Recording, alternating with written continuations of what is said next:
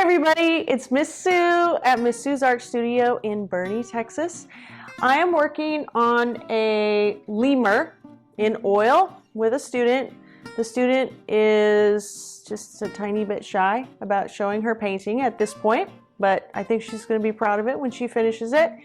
Anyways, I'm a little further along than she is, so I can just stay one step ahead. She actually has a pet lemur, so that is the significance of this painting. I am working on fur now, so I just wanted to give you a couple of tips about how to do fur, because I get a lot of questions about how do you paint fur, how do you paint hair. Those are two things, but they're similar concepts, similar techniques. Today we're going to work on this lemur's fur. I've already done the underpainting, so all the colors that you see here I used with a big brush, and I just sort of pushed the paint around. I used a black, a white, and I think a raw sienna or a little burnt umber, tiny bit. And I just pushed it around so I could get the variation of color here. You see over here a little bit of almost burnt sienna, and here maybe a little burnt umber, the blacks. So instead of going in and trying to paint every single little black hair and white hair, what I did was I did the underpainting. So here what I'm really seeing is this black fur or black skin underneath the white. So I went ahead and I just painted black. This is actually a little bit of brown up here too. I painted the black and I painted some brown up here. So his face was almost just solid black, and then I started with the white on top. I have a much easier time waiting for that to dry for a couple of days. Otherwise, the white can get a little bit muddied up. So I prefer to wait, and that's what I did. I waited a few days. Then I started coming in here. I used a fan brush here, and I used a small liner brush down here. So I'll let you get up close and I'll show you a couple different techniques for achieving this. For demonstration purposes, we're going to play around on just a piece of black foam core. The first brush I want to demonstrate is this fan brush. It's just a hog's hair fan brush. I should mention that I use water miscible oil paints. I like Lucas. Winsor Newton also makes a good one. It's just much easier cleanup, a lot less messy, and I really like them. They clean up with soap and water, which is wonderful, and you don't need to use any solvents. So I use water instead of turpentine or mineral spirits.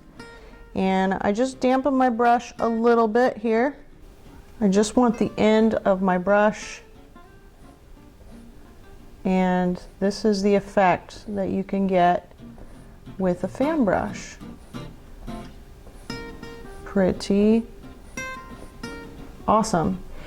You might also think about saving those old brushes where the bristles are just kind of like sprayed out and it seems like, you know, it'll never have its shape again. Don't throw those brushes away, because you can use them for things like this. So that's one brush, that's the fan brush.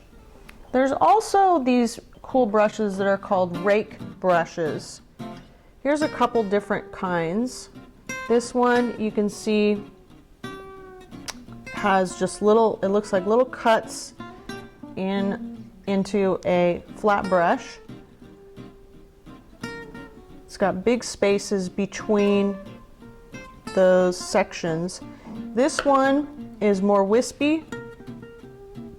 It's thick here, and then it's thinned out toward the tip.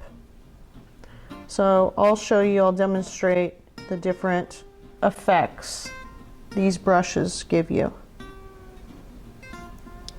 Again, it's really important when you're doing fur to not load up your brush too much. You just want paint right on the end. So I'm going to do sort of a backhand stroke here.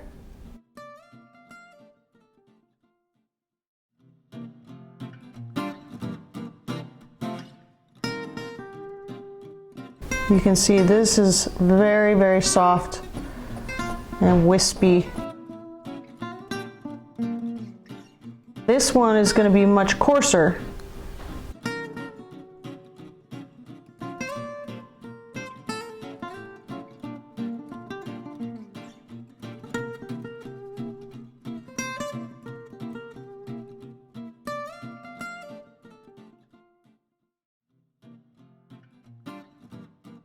You always want to go in the direction that the fur goes in, and also you want to go from the body of your animal out.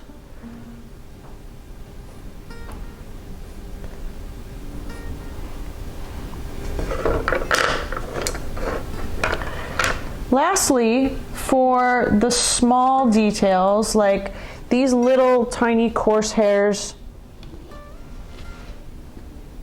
along this lemur's face, they're almost like just short little whiskers. I am actually just going to use a little liner brush like these guys and just go in and do each little hair. But it's just around his nose, around his muzzle. It will have a really nice effect. So this is what that will look like. This is a 0.03 or 0.3 little tiny brush, and you can see you need to apply really light pressure just so the very, very end of the brush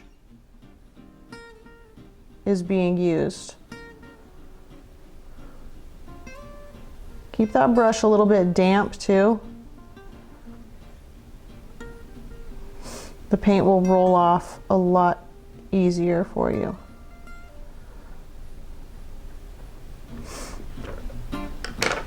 If you have a little bit coarser hair, but you need to do one at a time, this brush is a little bit bigger. This is a number 3. Again, I just put paint on the very end of the brush when I use a liner brush like this, and I sort of roll it so there's not too much paint on the end of the brush and it goes on evenly.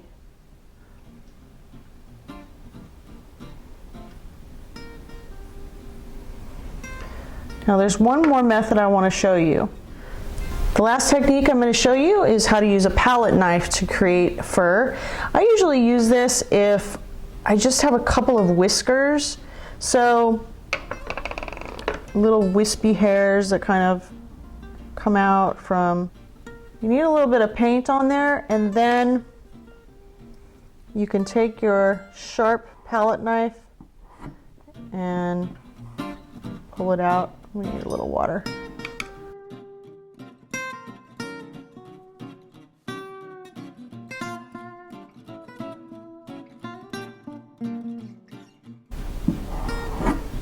There we go.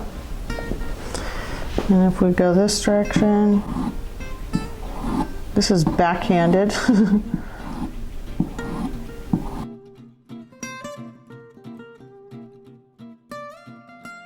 So I hope these techniques help you with your animal paintings. Thanks for visiting. Bye, everybody.